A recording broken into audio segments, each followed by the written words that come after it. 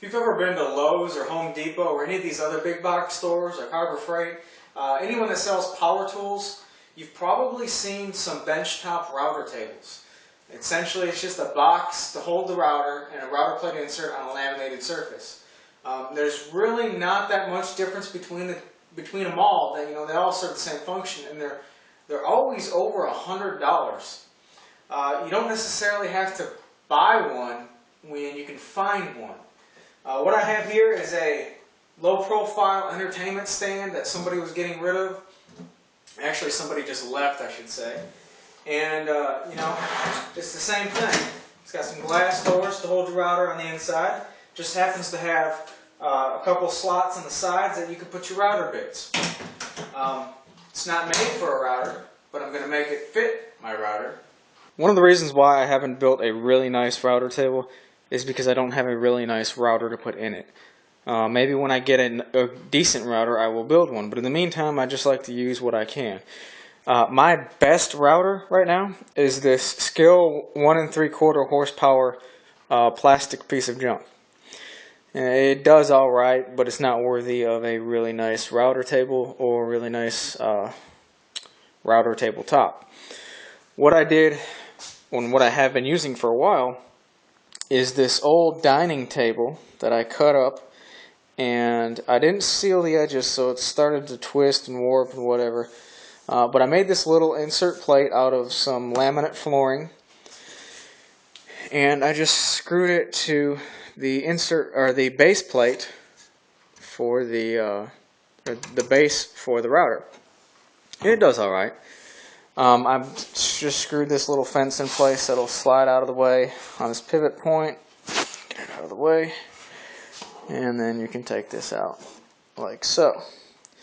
But, like I said, this is turned into junk and it's not really keeping straight. And it's just cumbersome to set up and clamp and get it all nice and neat. So what I'm going to do is I'm going to take this insert plate and I'm going to fit it into the top of this low profile entertainment center. Now it's black, so I apologize if you guys can't see too well because of lighting. But what we have on the inside here is a nice empty void for the router and some thinner areas on both sides that if I wanted to I can make some pull out shelves for my router bits. This is junk and I'm making it usable, so I don't know if I'm going to go that far with router bits. I've got some cases that they're in, and I may just slide my router bits in there without making any shelves or anything. I can always just reach in there. It doesn't matter if I have a shelf or a drawer or the original container. They're going to be stored fine, and it'll be the same amount of time to access them. But the reason I'm still going to use this as opposed to waiting for something else is this is laminated on both sides. I put a straight edge on it, and it's pretty darn flat. So this will work for me. I'm going to route out my template hole for my insert plate, and then once I get that done I'm going to set it in place, and from the bottom side I'm going to put some supports all the way around it. That way it'll thicken up where the weight's going to be. Other than that, there's not much to this thing. It's already built. Alright, I've got to approach this a certain way because this is the only pattern bit or flush trim bit that I have with the bearing below the cutting material. In order for me, I'm going to use this old one as an example. In order for me to get the depth that I need, which is like so, and still have this bearing to ride against something, I need to find out how thick I need to make my template to route around. So with it in here, I can measure from the tabletop surface up to the top of the bearing here. And then once I have that measurement, I can cut my pattern all the way around at that thickness, put it together around the front, around the insert plate, and then set my depth on my router so that this bearing will rest up against the pattern, and I will have that much below the pattern to remove. I may have done a horrible job explaining that, but let me get it put together and it'll make a little bit more sense. To make the template, I've got my old insert sitting on the table, and I'm just using some dimensional pine to wrap it around. I'm going to use pocket hole screws to secure this one into here, this one into here, and this one into here, and this one into here, like so. I've figured my thickness of this insert has to be 1 inch thick. So what I'm going to do first, before I drill the pocket hole screws, I'm going to set these on their side and rip them down to 1 inch widths on the table saw. All the sides are cut and secured, which holds the insert plate nice and snug. I want it snug, that way I can sand a little bit here and there and adjust as I need. I'd rather it be snug than loose. So, and the 1 inch thickness, like I was saying, was to allow the router bit something to ride against and have the cutting depth equal to the thickness of my plate.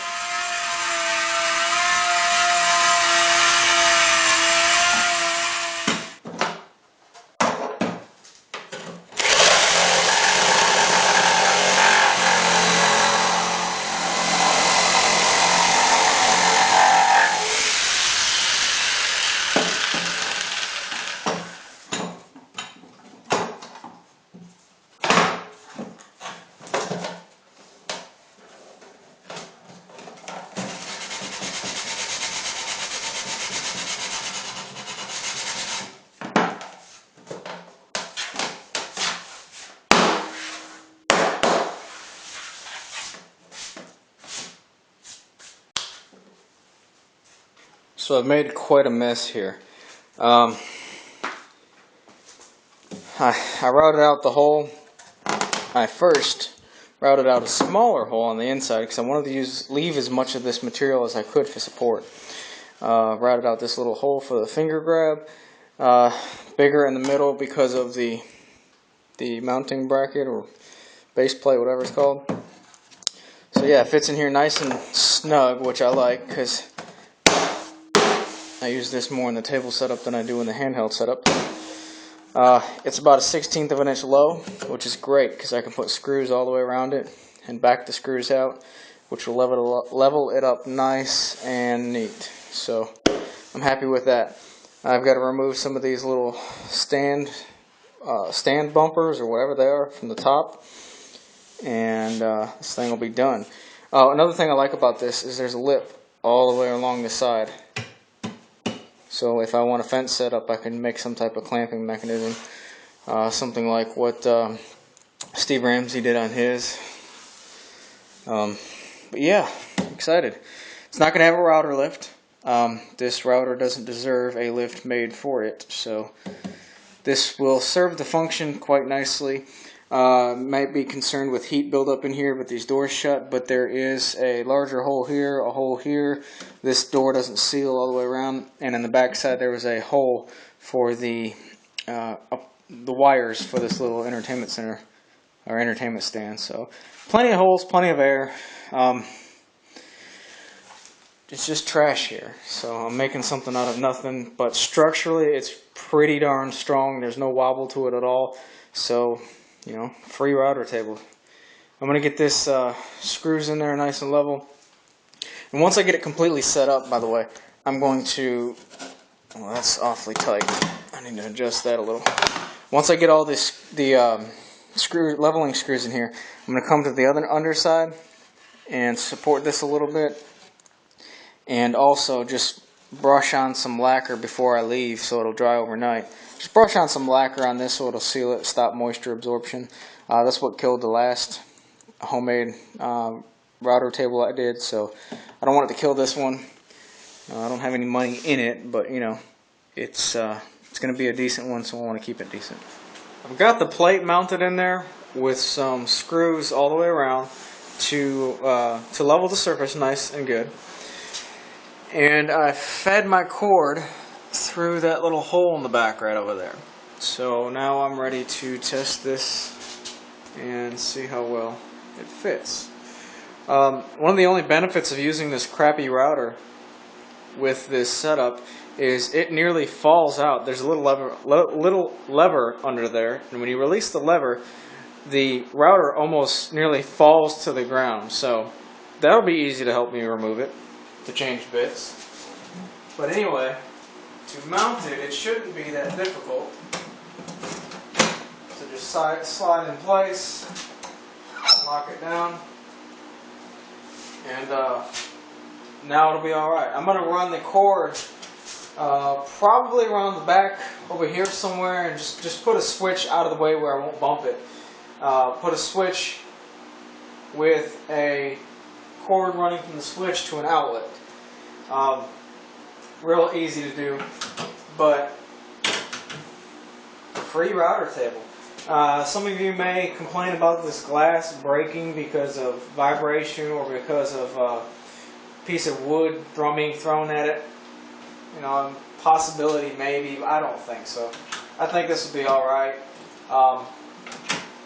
It's just trash, and it's better than the router table I had.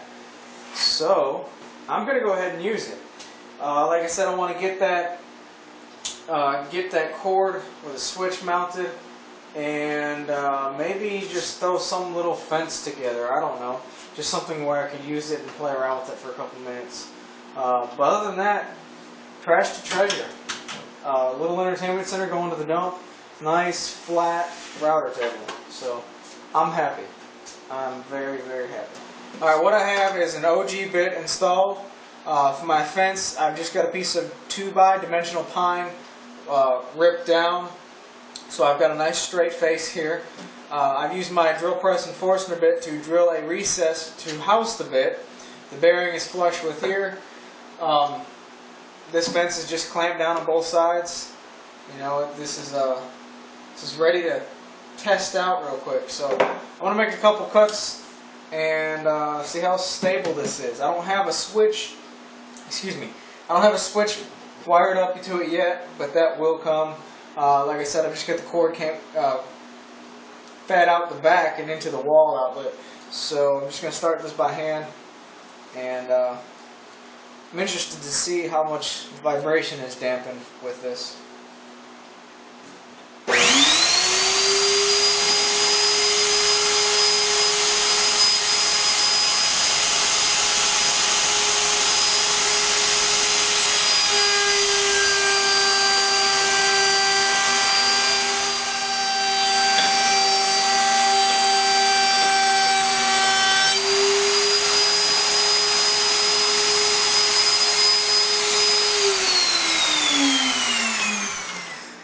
Alright, so obviously a little bit of dust on the top surface, not an incredible amount. Something I was not even thinking about is dust collection. I don't use the router a tremendous amount, so this isn't going to be a concern.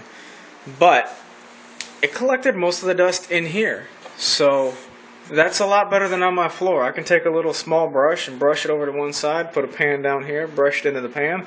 Good to go. You're not even on the floor. With these doors shut, I don't have hardly any dust on me, which is something I'm not used to when using a router.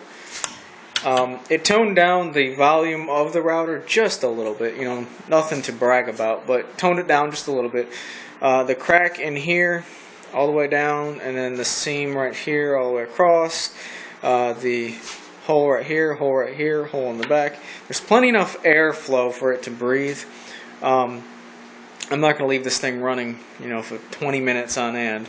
So what I normally do with the router is basically what I just did right there. That's about as much as I do before turning it off. So heat buildup, I don't think will be an issue. But for the money I spent on this thing, nothing, I'm absolutely pleased. I've been saying that a lot lately.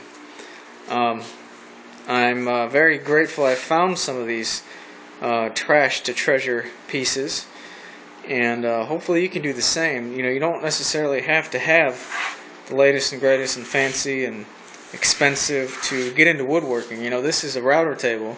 It's functional. It did the job just fine for nothing.